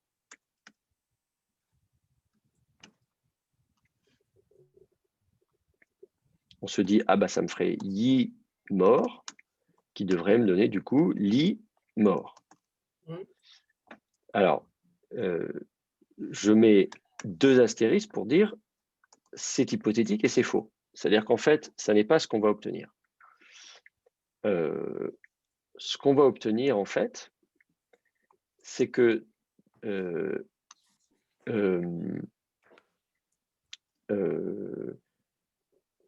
moi, je vais laisser 2 astérisques. Au lieu d'avoir li mort, le aleph va devenir quiescent. Donc, au lieu d'avoir li, je bloque le passage de l'air mort, parce que normalement, le aleph, c'est une consonne. Hein, donc, je pourrais dire, voilà, elle bloque le passage de l'air, elle ferme la syllabe. J'ai une syllabe lim et une autre syllabe mort. Vous voyez, un peu comme lik, et puis ensuite tol. Li, mort. Sauf que le aleph ne ferme pas la syllabe. Ça veut dire que donc, il va, au lieu d'avoir une syllabe fermée par un aleph, le aleph va devenir quiescent, et la syllabe va se terminer par une voyelle. Li, mort. Et à l'occasion de cette ouverture de la syllabe, il va y avoir un petit déplacement de timbre. Et donc, on va dire les morts. Alors, ce petit déplacement de timbre, on ne va pas aller chercher très loin. On va juste décaler d'un cran. Et donc, un cran après le chirek, c'est le tséré. La voyelle qui suit immédiatement le chirek quand on ouvre un petit peu la bouche, c'est le tséré. Le ségol, c'est déjà un peu plus ouvert. Vous voyez, i, c'est très fermé, et c'est un petit peu ouvert, c'est plus ouvert, ah, là, c'est très ouvert. Vous voyez, donc, si vous partez de la bouche la plus fermée jusqu'à la plus ouverte, i, e, a. Donc, on va avoir non pas un ségol, mais un tséré. Et donc, on va écrire les morts. Et du coup, le aleph devient quiescent. Donc, si vous voulez vocaliser, il faut mettre un tséré. Il faut remettre mon clavier hébreu. Le aleph, on l'écrit encore, mais en fait, on ne le prononce plus. Et puis, un problème. Donc, les morts. Okay. Dans certains cas, il y a des manuscrits où le aleph n'est même plus copié. Vous avez écrit les morts comme ça. Ce qui nous complique la tâche, puisque nous, on est content qu'il y ait le aleph, parce que ça nous permet d'identifier la racine. Donc moi, personnellement, j'aime bien quand les scripts continuent à écrire les aleph, même quand ils sont devenus quiescents. Simplement, préparez-vous. Il arrivera un jour où vous tomberez sur un manuscrit où une inscription où le aleph ne sera même pas copié.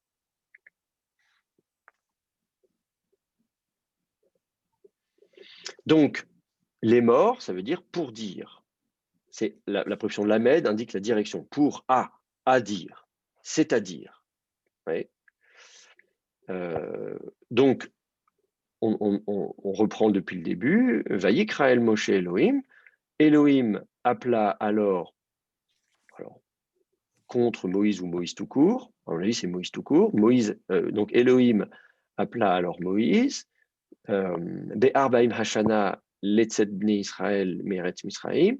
Donc, dans la 40e année du sortir des fils d'Israël hors d'Égypte, Bechodesh acheté Assar, dans le mois 11, donc le 11e mois, Be'echad lachodesh, le premier du mois, le premier jour du mois.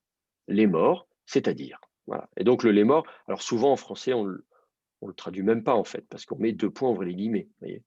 Le c'est-à-dire, c'est un petit peu. Voilà, je le dis là comme ça quand on veut faire une traduction mot à mot, mais sinon, dans une traduction, bon, voilà. On peut dire pour lui dire, si vous voulez vraiment faire, enfin voilà, ça dépend si vous faites une traduction qui se veut vraiment la plus littérale possible, vous pouvez dire pour lui dire, voilà, pour lui dire 2 points, ouvre les guillemets, ou c'est-à-dire, ouvre les guillemets, 2 points, ouvre les guillemets. Voilà. Sinon, vous pouvez aussi en faire l'économie, c'est pas dramatique.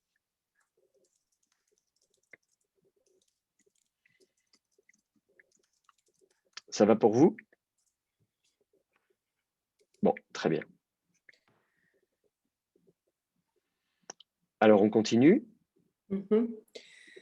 Alors après, bon, il y a le mot Harol. Pour moi, c'est la voix. Où ça? Attends. Juste après, donc, les morts, donc pour dire, 2 points, ouvrez les guillemets.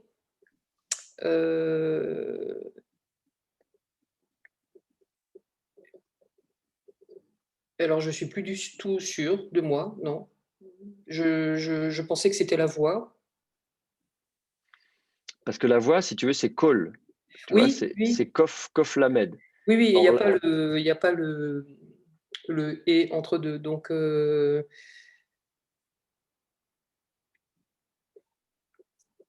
là, j'étais partie dans une mauvaise direction. Oui. Donc, du coup, est-ce que la racine kof et lamed, est-ce que quelqu'un sait ce que c'est? Est-ce que vous avez une idée?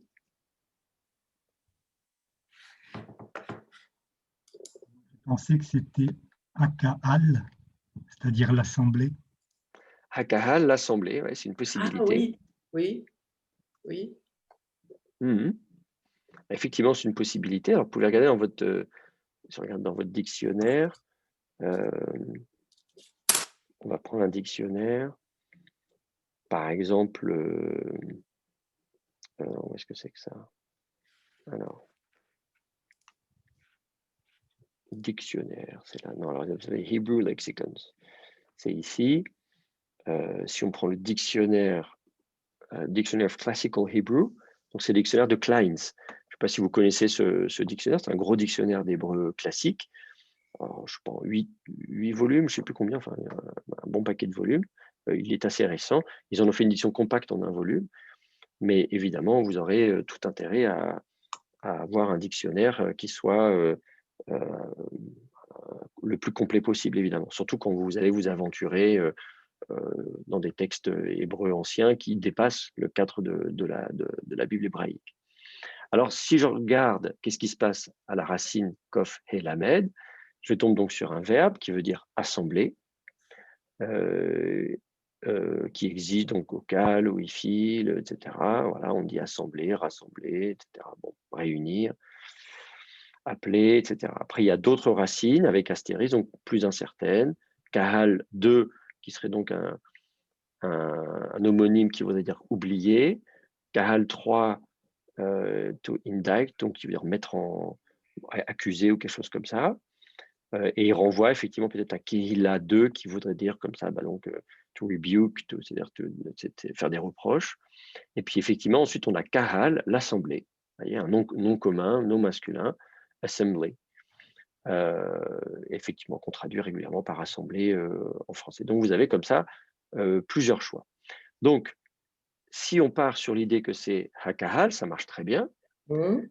Donc, l'assemblée. Et puis ensuite. Suivi de et, qui est l'introduction d'un COD. Oui, par exemple. Ou alors ça pourrait être aussi le avec. C'est ça, la préposition avec. Il y a les deux possibilités. Donc, il y a soit la préposition avec. Ça serait mieux parce que ça serait l'assemblée avec tout call. Avec. C'est ça, effectivement, tu as raison. C'est-à-dire que si on lit l'assemblée, Ça vaut sera mieux dire avec. l'assemblée avec tout, et puis on va voir ce qui se passe après. Alors après, il y a le mot aed. J'ai eu du mal à le trouver. J'ai l'impression que c'est le mot témoin ou le mot écoutant. Alors, effectivement, il y a plusieurs termes possibles. Alors, il y a un ré à la fin, donc c'est pas. Il y a un ré à la fin, donc c'est haïda, quelque chose comme ça. Alors, effectivement, pareil, si on va regarder du côté de la racine ayin dalet,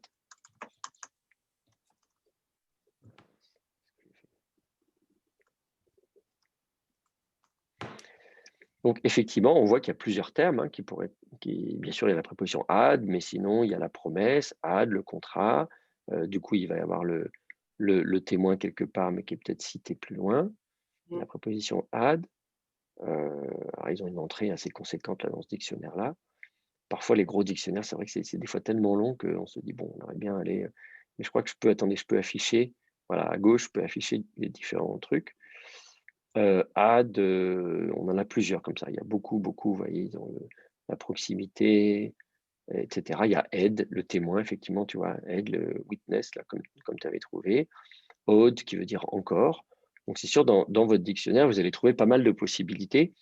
Alors là, ce qui est intéressant, c'est quand même on a un et à la fin. Donc, si on va regarder add avec un et à la fin, alors on a un verbe, effectivement, voilà, passer, un deuxième, un homonyme qui veut dire donc s'habiller, ou to adorn, c'est plus que s'habiller, c'est s'orner de quelque chose. On a Ada, qui est un nom propre, la femme de la mec qui s'appelait Ada, et Eda, qui est donc la congrégation, c'est-à-dire l'assemblée, et qui est donc du coup un synonyme de kahal en fait. Et donc, et puis on a aussi Eda, qui est le témoignage. Voilà. Ed, c'est le témoin, Eda, au féminin, c'est le témoignage. Donc, et puis on peut avoir une témoin au féminin, apparemment même Eda 3, qui serait une témoin au féminin. Donc, vous voyez, on a plusieurs comme ça, plusieurs possibilités. Donc, on pourrait dire donc l'assemblée avec toute la congrégation, quelque chose comme ça. Hakahal, et kol, haeda. Donc ça, c'est effectivement une lecture, vous pouvez effectivement lire comme ça.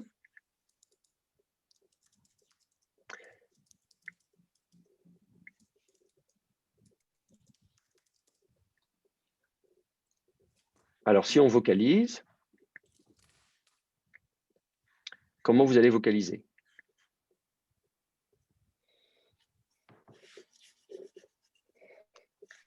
Alors, je sais que call, on doit mettre normalement un kametz. Là, en l'occurrence, il y a une mère de lecture vav, tu vois. Ah, oui. Donc on va lui mettre un problème. Effectivement, call, quand il est à l'état construit et doté d'un makef, là, comme ça, il y a un déplacement de timbre et on se retrouve effectivement avec un kametz ratouf, donc avec effectivement ce kametz qui est prononcé haut, qui n'ont pas un kametz, un petit kametz comme ça, mais qui est un comment je le fais là comme ça, vous voyez, vous avez le petit kametz et là vous avez le grand kametz. Voilà. Bon, mais là en l'occurrence, on va lui mettre juste un vav. Bon, mais alors auparavant, avant le call, hakahal, comment vous avez vocalisé? Donc, un pata,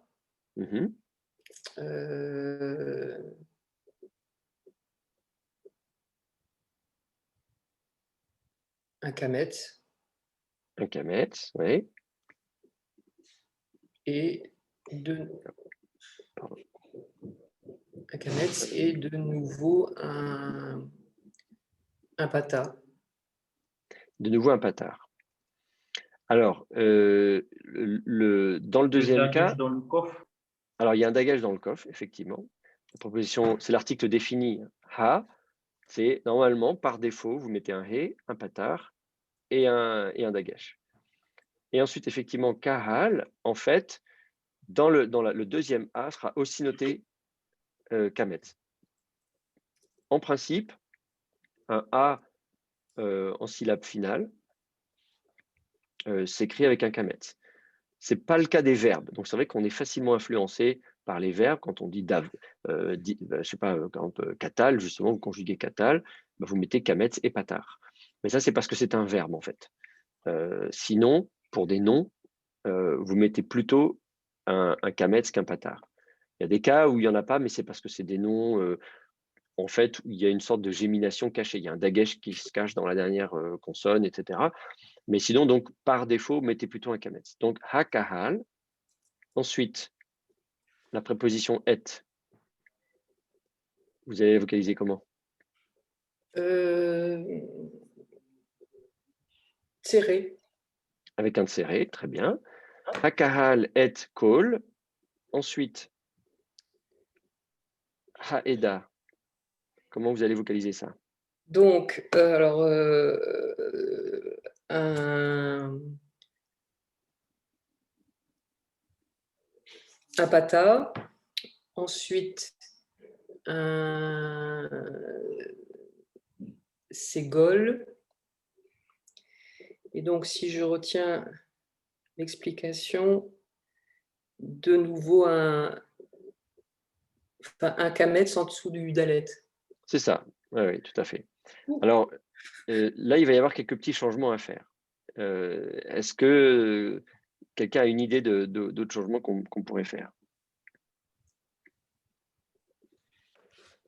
Pour le « et », ça peut être soit un kametz, soit peut-être un ségol, s'il est coloré par le tiré qui suit. Voilà, c'est ça. Donc, l'article défini ha, normalement, on devrait mettre un dagesh après, dans le haïn. Mais le haïn ne prend pas de dagesh. Du coup, comme le haïn ne prend pas de dagesh, on va avoir un déplacement compensatoire. Et donc, vous allez avoir un kametz à la place. OK? Donc, ça, c'est un premier changement. Un deuxième changement, tout à l'heure, tu as dit un ségol sous le haïn. En fait, c'est un tséré.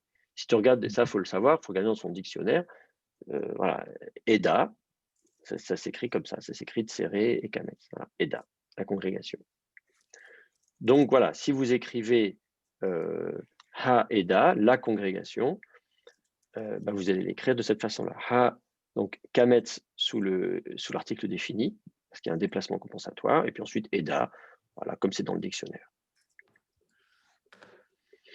Très bien. Donc, hakahal et kol ha-eda, donc l'assemblée avec toute la congrégation. Alors, c'est un peu, on se demande, c'est-à-dire l'assemblée et la congrégation, c'est-à-dire que ce n'est pas la même chose, qu'on a l'assemblée d'une part, la congrégation de l'autre, que ce sont des choses différentes, que les deux sont réunis. Bon, on va voir si on arrive à comprendre ce que ça veut dire. Le mot suivant. Ve'alar. Donc, c'est le verbe alar. C'est de la conjonction, vav. Alar, c'est le verbe aller. Alors, le verbe alar, aller, ça s'écrit avec un he et pas avec un ayin au début. Ah oui, bon. Et à la fin, ça s'écrit avec un kaf et pas avec un he à la fin. Halach. Alors que là, on a ala. Donc, halach, ala. Donc, c'est pas le même verbe. Oui, en fait, c'est parce que j'ai lu la suite et comme il s'agit de faire quelque chose vers la montagne, je me suis dit qu'automatiquement, on y allait à la montagne. Ah oui, donc dans le contexte, tu t'es dit ça doit être le verbe aller parce que… Oui, non, j'ai même pas réfléchi à tout ça, j'ai même pas regardé dans le dictionnaire. D'accord. Alors… Donc, j'ai pas vérifié. Donc là, c'est une autre racine. Hein. Ah là, Oui. Quelqu'un connaît ce verbe? Monter. C'est le verbe monter. Ah. Alors, c'est pas très difficile à retenir parce que vous avez de cette racine, vous avez la préposition al qui veut dire être au-dessus, être sûr. Voilà, donc, pour pouvoir être dessus et sûr, il faut monter. Voilà. Donc, Donc, Allah, c'est pas difficile à retenir comme verbe, c'est effectivement le verbe monter. Alors, ce verbe est précédé d'un vav ici. C'est Oui. quoi ce vav? Alors, Conjonction de coordination, on veut. Oui, très bien. qui correspond, enfin non, non. C'est un ajout, c'est-à-dire c'est pour dire et c'est pour monter, non? Non. Pour dire et pour monter, c'est-à-dire? Ah oui, parce qu'avant, il y a les morts, c'est ça? Non, Ah oui, non, mais non. là c'est pas la préposition lamet, tu vois? Oublié. Oui, oui, oublié. C'est pas pour dire et pour monter, parce que ah oui, là, il y a un vav. Bon. Alors, s'il était conjugué, ça veut dire que si, alors pour dire donc avec toute la congrégation. Alors non, c'est pour dire, pour lui dire. Donc on voit donc Elohim appelle Moïse et il lui dit, pour lui dire, deux points ouvrez les guillemets. Quand vous avez les morts, c'est toujours deux points ouvrez les guillemets. C'est-à-dire que ce qui suit, c'est le discours direct. Et là, il faut imaginer que c'est Dieu qui parle à Moïse. Moïse. Voilà. Et alors du coup, et il lui dit, ha kahal et kol haeda. Bon, voilà. Donc toute la congrégation. Donc l'assemblée est avec toute la congrégation. Et monta, et il monta, et ils monteront, et tu montes, et tu dois monter. Et les montants? Et les montants? Non, pas les montants, sinon il y aurait un même. Ça pourrait être un impératif. Allez. Oui, allez, très bien, on peut imaginer c'est un impératif. Et monte. Et très monte. Bien. Mais le problème, c'est la conjonction vav, du coup. C'est-à-dire que on pourrait dire à Moïse, monte avec l'assemblée et la congrégation, ou je ne sais pas quoi. Mais là, de dire l'assemblée et toute la congrégation et monte, là, on a un problème de syntaxe. Ça ne pourrait pas être monte avec l'assemblée et toute la congrégation. Il aurait fallu que aller soit en tête.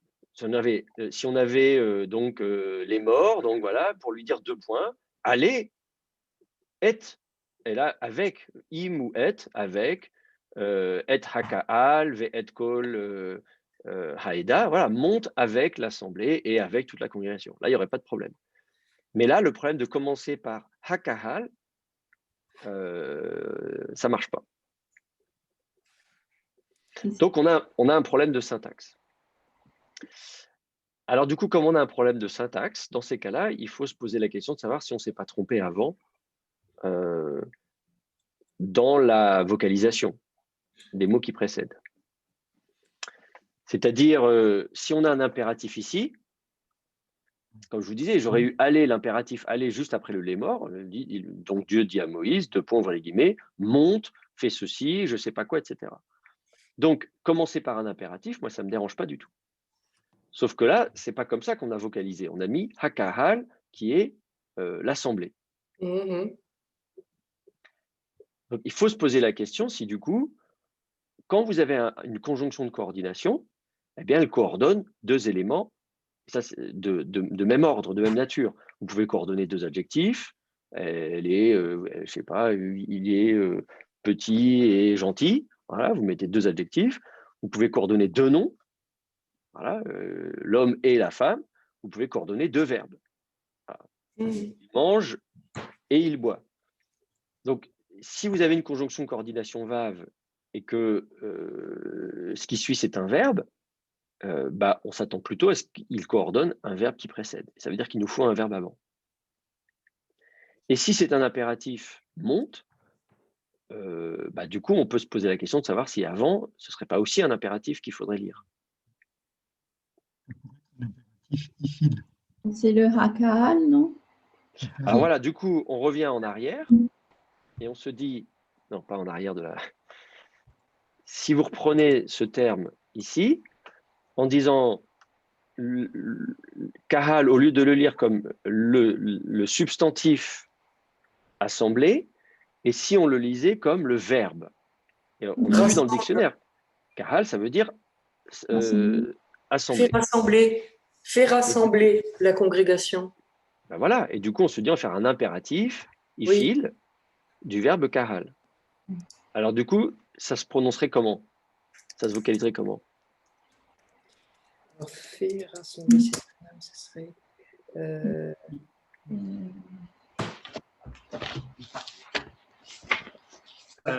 Hirek sous le premier Ikeli. avec un shva et un tiré. Hikhel.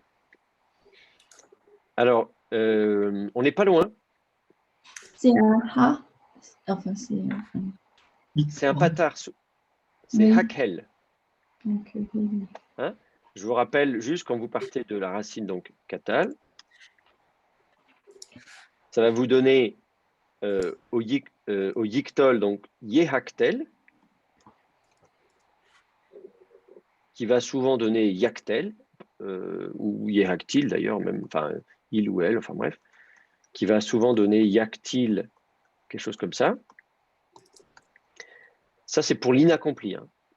Donc vous allez avoir souvent yaktil, yehaktil, quelque chose comme ça.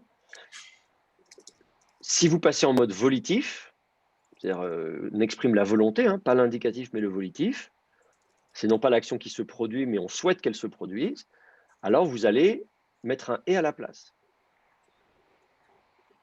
Donc, volitif, vous allez avoir j'ai mis yé, mais il faut que je mette comment, attends, je vais le faire, c'est pas ça, je vais juste, voilà, c'est un shva, le yehaktil qui va donner ya, yaha qui donne a, et donc au volitif, vous allez avoir yehaktel. Et souvent, comme je vous disais, donc je vais plutôt le faire comme ça, je vais l'écrire comme ça. Donc vous avez yehaktil ou yaktil, et au volitif, vous allez avoir yehaktel ou tout simplement yaktel. Ça, c'est le volitif. Qu'il tue, qu'il fasse tuer. Hein. Si vous prenez la racine katal, tuer, oifil, faire tuer. Donc, troisième personne du singulier, yehaktel, yaktel, qu'il fasse tuer. Si vous voulez passer maintenant à l'impératif, qu'est-ce qui se passe à l'impératif? On supprime la préformante yod. Vous allez supprimer le ye.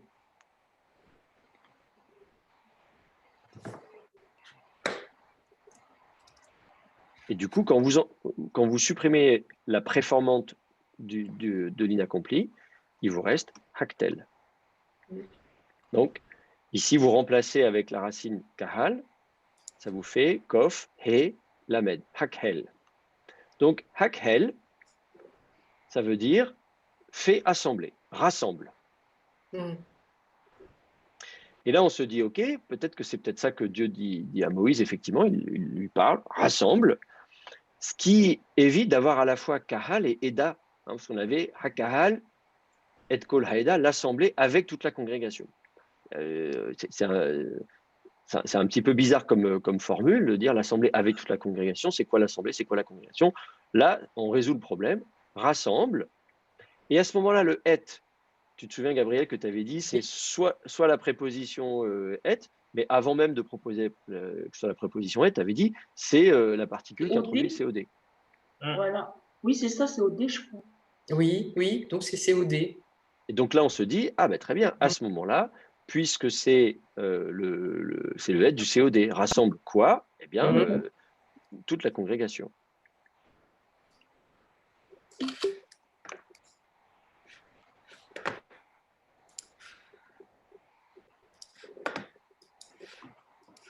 Alors, c'est pareil, au niveau de la vocalisation, ça va se vocaliser avec un serré, sauf si vous mettez un makef derrière, là, si vous mettez un makef derrière, à ce moment-là, du coup, vous perdrez toute accentuation et vous mettrez un ségol. Donc, si vous aviez des makef ici, et kol haeda, vous auriez donc le ségol sous le aleph et vous auriez le kametz ratouf sous le kaf. Bon, il se trouve qu'on n'a pas de makef ici, le makef n'a pas encore été inventé à l'époque, donc on va le vocaliser comme ça. Et kol haeda. Donc, rassemble toute la congrégation, ok. Ensuite. Et alors monte ou monter. Et monte ou monter. Alors du coup, monte ou monter. Ça dépend comment on le. C'est monte. Et monte. Et monte au troisième singulier. Eh oui, parce que si vous voulez, si vous aviez du pluriel, si c'était du si vous aviez du pluriel, qu'est-ce que vous attendriez pour savoir que c'est du pluriel? À la fin, un roux, une terminaison en pluriel. Exactement, vous avez un vav au pluriel, vous avez le ou du pluriel. Je vous rappelle que l'impératif se construit à partir de yiktol, dont vous enlevez la préformante. Donc, si je dis tiktol, par exemple, bon, je peux mettre en hébreu aussi, hein, vous mettez tiktol. Non, moi, je vais le mettre plutôt en caractère latin, c'est plus facile pour moi. Si je reprends la racine katale, ça vous fait tiktol, tu tues, ça c'est l'indicatif. Du coup, à l'impératif, ktol. On enlève la préformante. Et du coup, si vous avez le pluriel, au pluriel, vous avez tiktelou.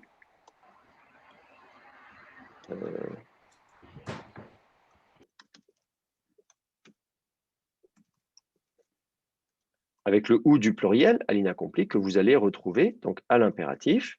Ça va vous donner kitlou ou koutlou, enfin, selon le.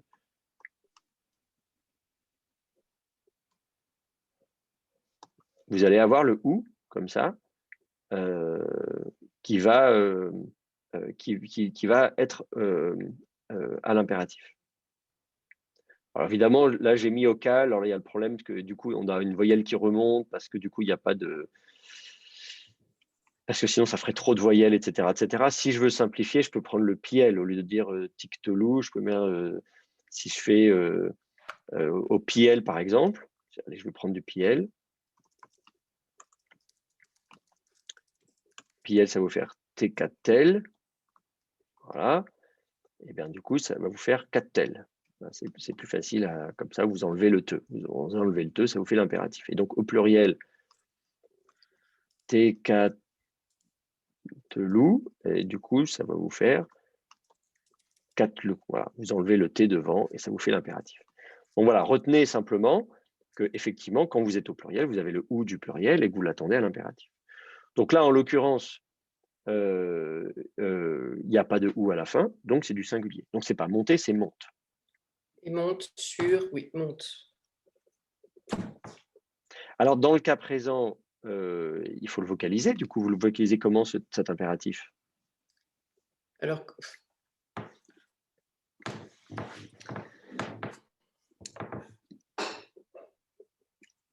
c'est un lamed et. C'est ça. Donc il va y avoir une petite difficulté à ce niveau-là. Oui, mais en même temps, c'est aussi une première gutturale. Exactement. Donc là, on combine les difficultés. Oui. Alors, je vais vous montrer ça. Donc là, vous avez comme racine. Alors,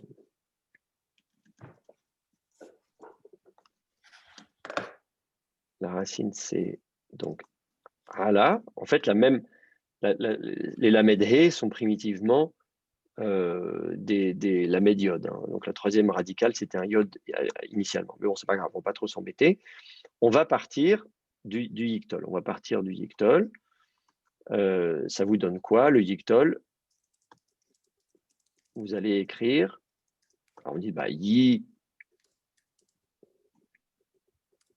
Alors attendez, yi loy, quelque chose comme ça. Je vais mettre un astérisque évidemment. Si je prends si je prends ayin, lamed, yod, les trois radicales, yi, loy,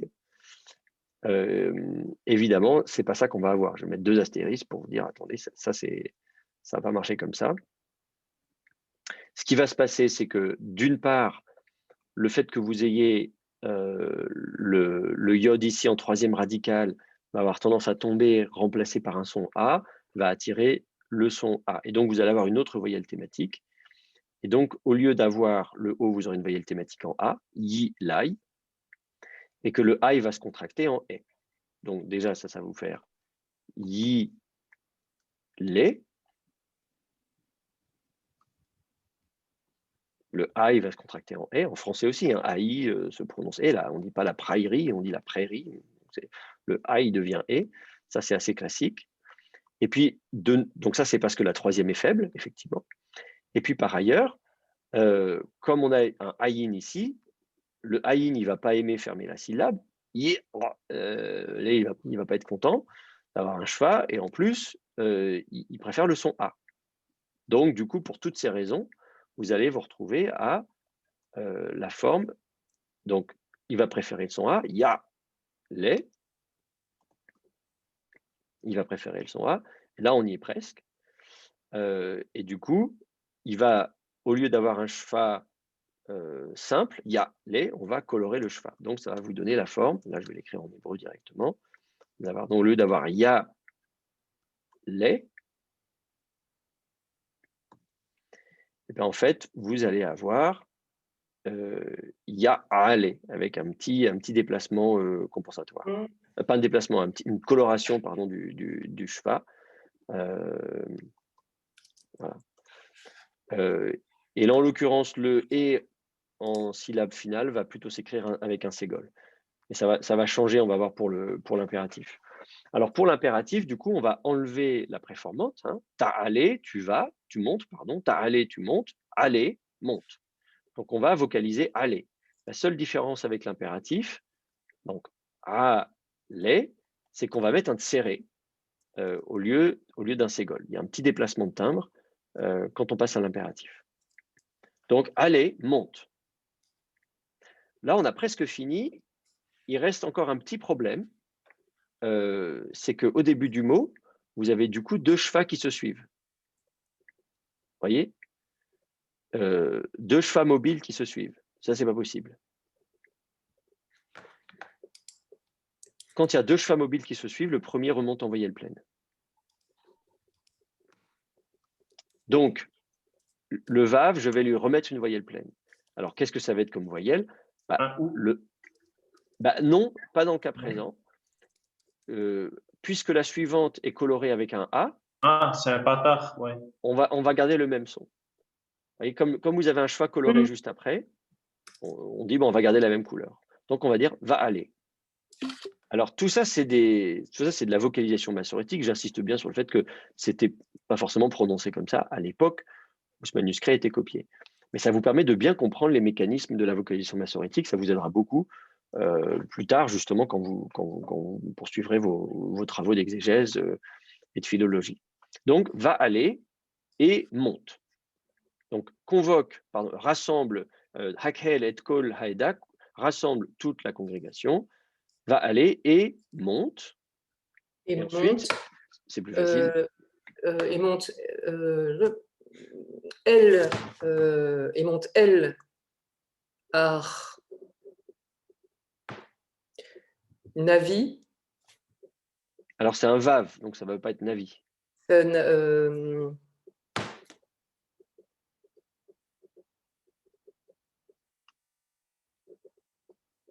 est-ce que quelqu'un a une idée?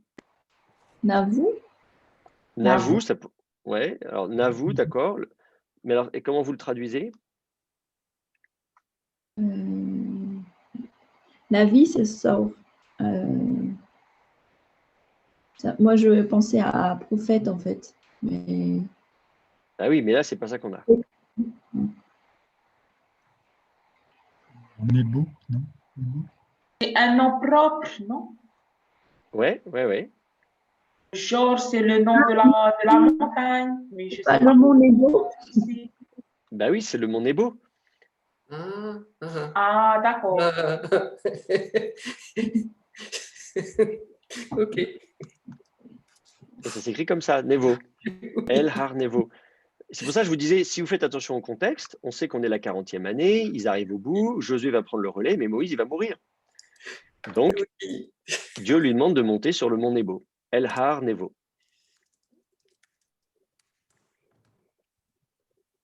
La honte. Ok, bah écoutez, on va s'arrêter là Oui. pour aujourd'hui. On continuera donc après-demain. Vous continuez comme ça à analyser le texte, le vocaliser. Voilà. Bon, on n'a pas avancé très très vite là aujourd'hui, mais on va aller prendre un peu de vitesse au fur et à mesure. Voilà. Monsieur, Oui. le test à l'écrit,